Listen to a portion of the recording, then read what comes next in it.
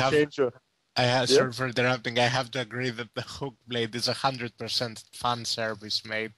I mean, when I saw the hook blade in Assassin's Creed, I was like, I knew this was coming. I mean, it's a fan service item. You have to admit that.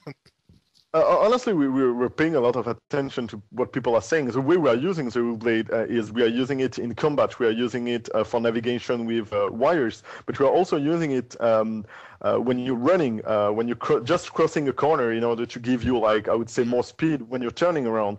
And so there's a lot of elements we are working on. And the way we are able to pull a game in a year with our team is, first, we've got several teams. So we've got, different, we've got the core team that is usually the same, but we've got changing and evolving team, like the production team, and everyone is completely different from a game to another to give, like a special identity to any single game we're making.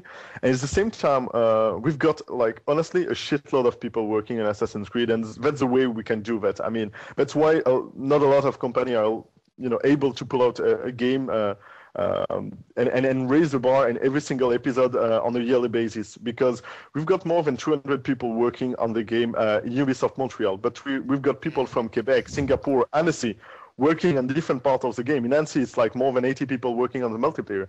So putting that all together, we've got a huge team of people that exactly know what they are doing. I mean, we know our engine well. We are upgrading our engine every single year with, twist and trick depending on our needs. And if you take a look at the cinematics in Revelation, and if you take a look at the characters model, you're going to see that we have raised the bar. I mean, graphically speaking, it's probably the best Assassin's Creed and best looking Assassin's Creed so far. And in the same time, because we already know our engine, we know where we are going, and we've got teams that are, dedicated, passionate, and they really know their job. Well, it's the only way we were able to pull off, a game on a yearly basis. Otherwise, it wouldn't be possible. So, it would at least take 2 or 3 years to do a game like that. So, as Caesar said, divide and conquer, right? Exactly, that's it.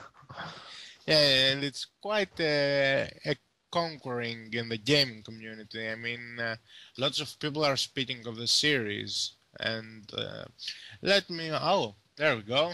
There's a Twitter question. Angie, you know Angie from Twitter. Oh, it's cool. Yeah. She asked me if there's going to be a surprise, if there are going to be surprises as amazing as in the Brotherhood.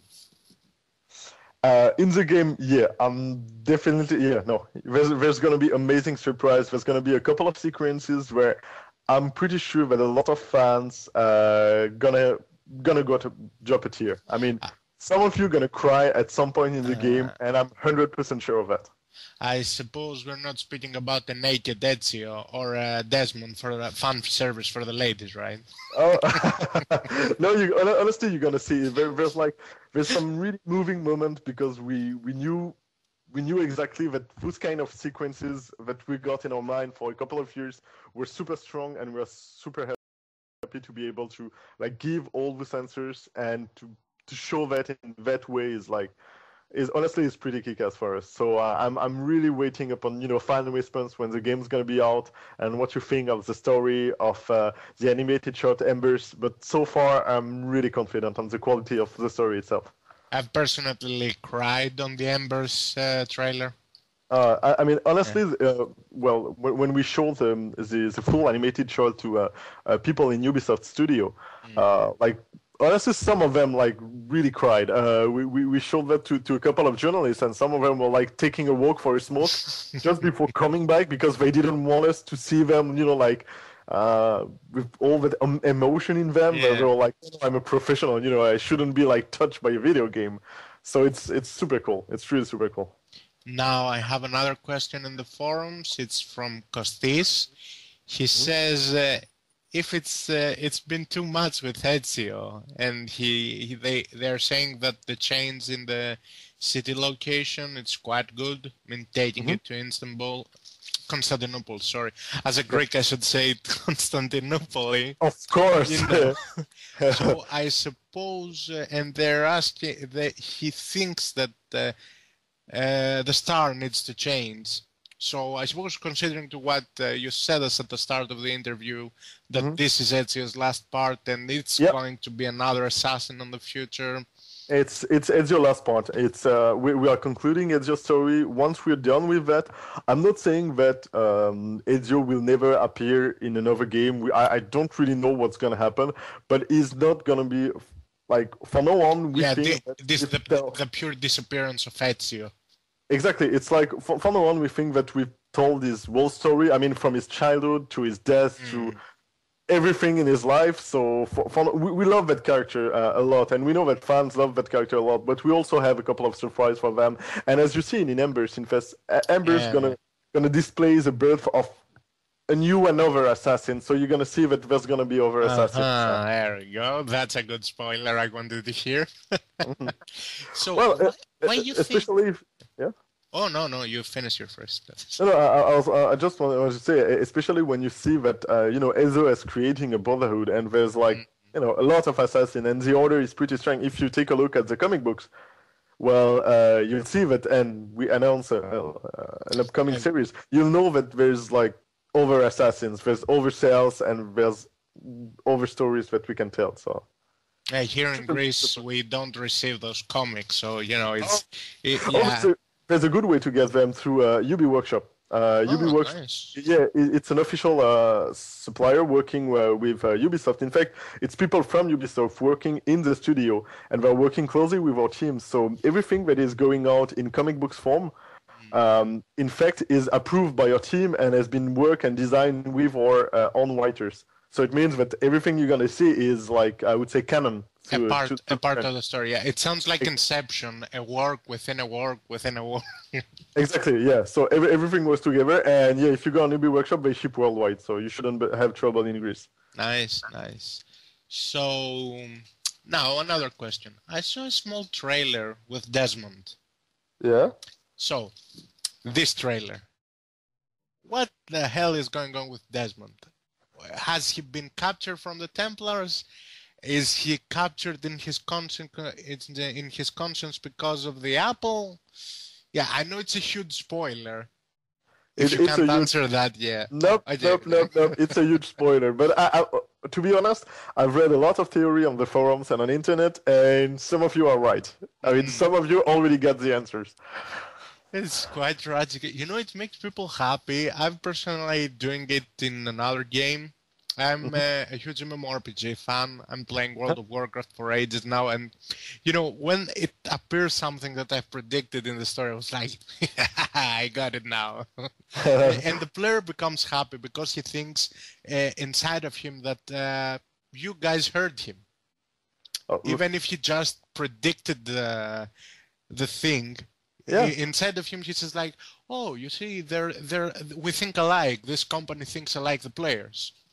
Well, it's kind of easy because a lot of us are, reading the forums and going through the forums, talking to the fans, being really taking attention to what happened on our Facebook page and everything. So people may not see it, but we are doing it a lot, and Escoblade would be able to confirm that we are super open-minded with our fans. We are talking a lot to them, and we are trying to get all of their feedback in order to increase the quality of our game and to answer their needs. At the same time, we are also always having surprises, and sometimes we are not going in something very expected because it's always cool to surprise people. We don't want just to, to do a 1.5 version of a game where we are just, improving a couple of elements because that's what fan wants. We want to do that, and on top of that, we want to come up with surprise in order to always, stay fresh and competitive. Personally, I'm quite surprised with the job you guys did in 1 year. I mean, a whole new gameplay, a whole multiplayer, which we're going to discuss in a while. I mean, the game is sick. Yeah. I love this game. I know people are gonna scream to me even in the work that I'm fan servicing right now, but the game is perfect. Oh, thank you. It has the flaws, of course, of a game, but which we haven't seen it. But come on, for me, if they're going to make me review this game, it's 10, 10, 10, 10, 10. I'm gonna talk to our PR to get sure that you got a game then. Yeah, it would be nice. A small token of appreciation. I would appreciate a collector's edition because I need Embers. Same thing for us. But Embers will also be available on Xbox Live and PSN. Nice. Yeah, but I'm a PC fan. Oh, yeah. There's a question. Yeah. Okay.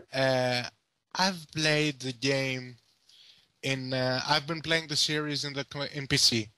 Mm-hmm. Now with the beta, I've tried to play the game in PSN. Okay. You have to realize that people were laughing to me. Oh, because of the console, yeah. The whole difference. How do you guys manage to have such a successful bonding between the PlayStation game and the PC version? I mean, it's clearly easier for combos to be done in PlayStation, considering in PlayStation you have like 2, 4, 6, 8, 12 buttons in total Okay. that you can do combos. How can you make it so the players that are buying the computer version won't have problem with that? You know what I mean? I mean, Yeah. you're making such a delicate combination. How do you succeed on that? Well, thing is that we are working on a separate PC version where basically we are using all the content that we've got and created for the main IP, which could be console-based, PC-based, or whatever. And then we are having specific input elements, like for the PC, of course, we're spending a lot of time in order to get sure that it's playable and enjoyable on a keyboard, and we are trying to find a way to make it as enjoyable and as pleasant on console. So it's really a question of things that you like to do. PC is also supporting, a console pad. You can also play with your 360 pad. And so, from me, for instance, when I'm playing an FPS or MMORPG or RTS or whatever on PC, I'm always playing keyboard mouse. Mm-hmm. But whenever I'm playing an adventure game, whether it's Tomb Raider-like or it's Assassin's Creed, or I'm playing on a pad, even if I'm playing on PC, because I feel and I think it's more natural. But I've seen a lot of people, especially when I was in Germany displaying the game at Gamescom. Yeah. There were a lot of guys and journalists playing on PC. They're really hardcore PC fans, and I noticed that some of them really got trouble playing with a pad because they're not used to. But when you gave them a keyboard, it's like poof, suddenly it's magic. They're like playing like crazy altogether. So believe me, you didn't want to listen to the comments I was getting when I was playing Chaser in beta. Well, it's something you have to learn, but don't worry, you're gonna have a neat PC version. Yeah, thank God.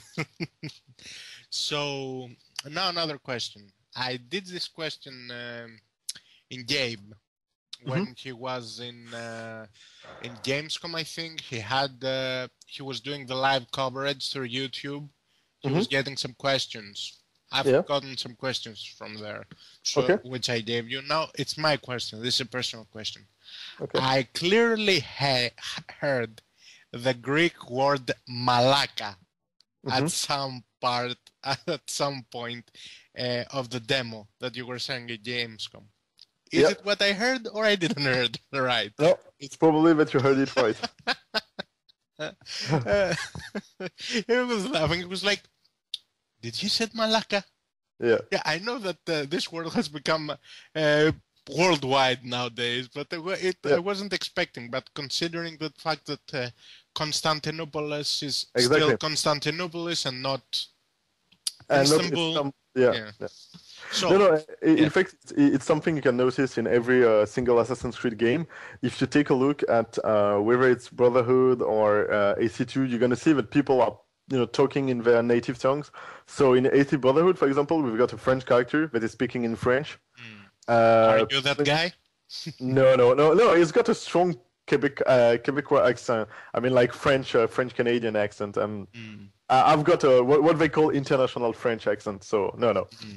It would have been fun too. Yeah, every developer wants to voice a game. Yeah, I personally want to dub every single anime in Greek and then with the main character in person also. No, that's sometimes we're doing this kind of things, like we're having some in games or stuff like that. But usually for everything that comes to dubbing our games, we are working with just international professional. And one of the things we were saying about AC2, and it's something you may give it a try if you will, is switching the game in its native tongue. So if you want, you can play the game in Italian, and having subtitles, and it feels really cool. I mean, it feels really natural when you're playing the game, to hear everyone talking in Italian. It's like the movies that you prefer to watch them with subtitles, and in animes that you prefer to watch them in Japanese and with English subtitles instead of